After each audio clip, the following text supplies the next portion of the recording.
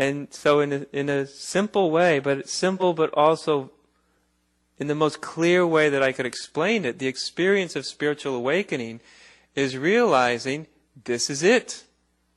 You're it, they're it, this is it. It's all, or if you wanted to be religious about it, it would be the realization that everything is God. If you wanted to be unspiritual about it or unreligious but just spiritual, you'd realize everything is spirit. If you wanted to be even less spiritual than that, you just realize, my God, this is it. Everything's it. Whatever it is, everything is it. Of a single nature, underneath the level of appearances. That's the realization. Everything is it. And I've never met anybody that's had this realization that wasn't surprised by it, even if they've heard about it 100 times. Because when at once you see it, it's so different. And only then do you realize how deep was the viewpoint that this isn't it. But as soon as your eyes open spiritually and you realize this is it. This is the one. Everything is the one. I am the one. You are the one. They are the one. This is the one. There's only the one. It's so different from the way you've perceived life that it always comes as a shock. Even if you've heard about it 1,000 times.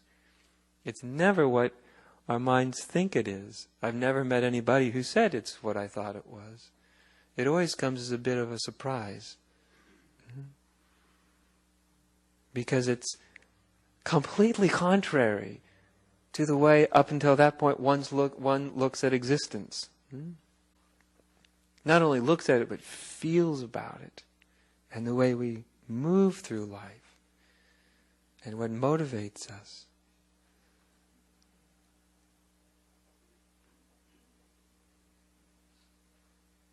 So this illusion that this isn't it, you're not it. In other words, the illusion that there's something wrong. This is the illusion that spirituality is trying to see through, and the only cure for it is a direct perception of reality. That's the cure. Reality wakes up. Of course, it's not you that wakes up. It's not me that wakes up. Reality wakes up. That's what wakes up. The one wakes up. Of course, the one wants to wake up. Right? You and me and everything that's around us is born out of the realities, or we could say the universe's desire to experience itself. So the universe wants to experience itself as a human being. You are born out of that desire. It wants to experience itself a tree. So a tree is born out of that desire. It wants to experience itself as a human being that thinks that something's wrong.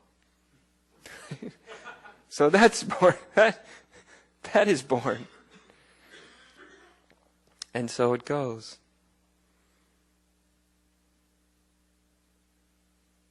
And of course within it all is this drive always to move back to truth, to true nature. That's why everything and everybody has an instinctual drive towards happiness. People want to be happy.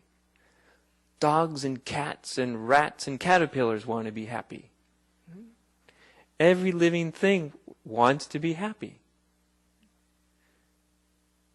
That's actually the drive of truth back to itself, because the only thing that brings happiness is the truth, is the realization of our true nature.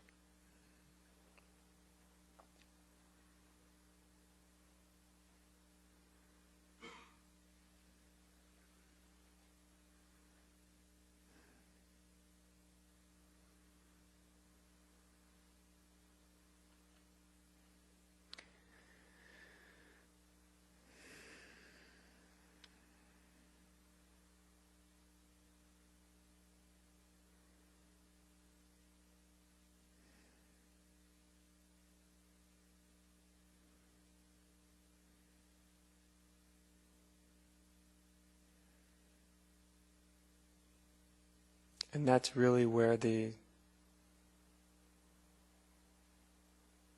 suggestion of just being still arises from. Just to be still. It is why when I give instruction about meditation, I always say meditation is the art of letting everything be as it is.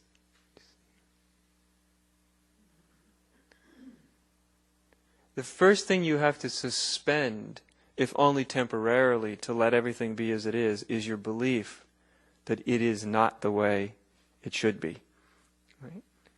So most meditators, they meditate, and their meditation is a reflection that the way it is not the way it's supposed to be. And so my meditation is going to change it into the way that it's supposed to be. Right? Great way to enter into sort of all sorts of whacked out spiritual states. Which have nothing to do with reality. They have everything to do with whacked out spiritual states. Right? So if you want to enter whacked out spiritual states, hold on to the belief that there's a problem. Use meditation as a means to solving the problem, and you'll get your consciousness into all sorts of weird, warped places. Some of which will be extraordinarily pleasant, which means you'll get totally addicted like a heroin addict to them. And some will be very unpleasant, which you'll want to avoid, but which you won't really have control over avoiding. Sounds like a fun game, doesn't it? Has anybody ever fallen prey to this game? I imagine so.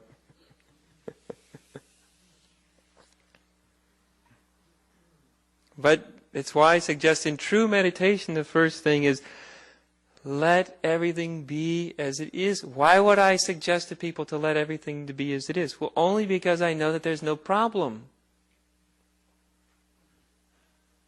That there couldn't possibly be a problem because it's all one. Even if there's a problem, it's still one.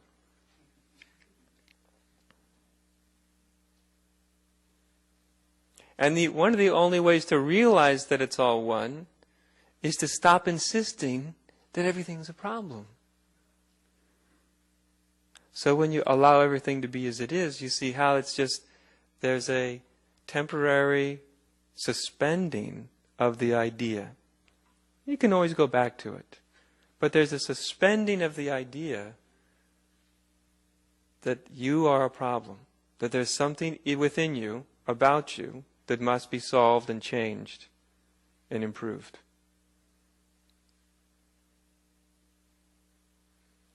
Must be a suspension of that idea to even have a moment of allowing everything to be as it is.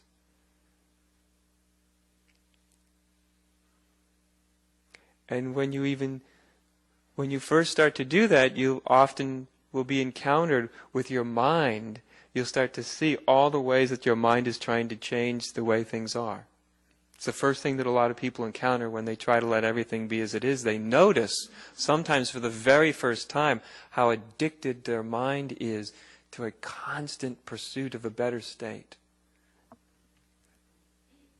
And allowing everything to be as it is, just that can be very frightening for some people. If I allow everything to be as it is, maybe I won't get to where I'm going. But if it's all already it, where are you going? Well, the answer to that is very clear. You're going in the direction of your fantasy. That's the only place you could be going. And when you get there, and if you ever get there, it's just going to be a fantasy.